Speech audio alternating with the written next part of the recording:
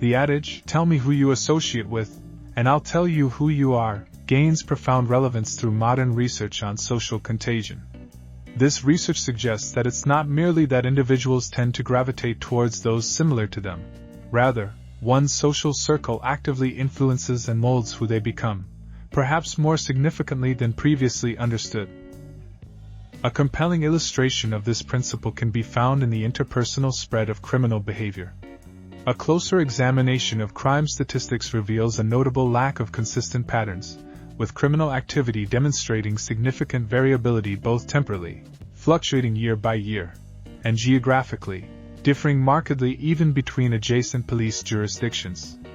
Consider the striking contrast between Ridgewood Village, New Jersey, where the serious crime rate stands at a mere 0.008 per capita, compared to neighboring Atlantic City, which registers a rate of 0.384, a staggering 50-fold difference.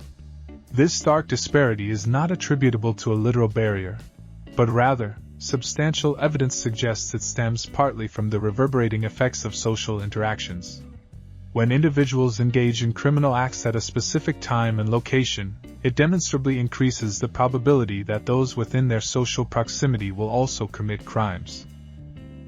Economist Ed Glaeser conducted a study on these effects, revealing that certain types of crimes are more susceptible to social contagion than others. For instance, an individual is more likely to be influenced to steal a car after witnessing someone else do so, compared to being inspired to commit a home invasion or a robbery. This influence diminishes further for offenses like arson or rape. Essentially, the greater the risk or severity associated with a crime, the less probable it is that others will be encouraged to emulate it. Further emphasizing the inherently social dimension of criminal behavior, it's noteworthy that nearly 2/3 of all crimes are committed in collaboration with others. This social contagion extends beyond crime to include unethical behaviors. In an experiment at Carnegie Mellon University, students were given a challenging math exam.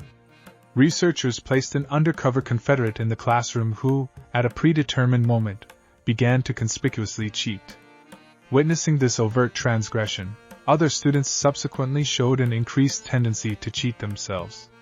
Critically, the spread of this cheating behavior was amplified only when the initial cheater held a perceived connected status among their peers. For instance, if the Confederate wore an ordinary t-shirt, students were more inclined to cheat. However, if the Confederate wore a t-shirt from the University of Pittsburgh, Carnegie Mellon's rival institution, the students exhibited a significantly reduced propensity to cheat.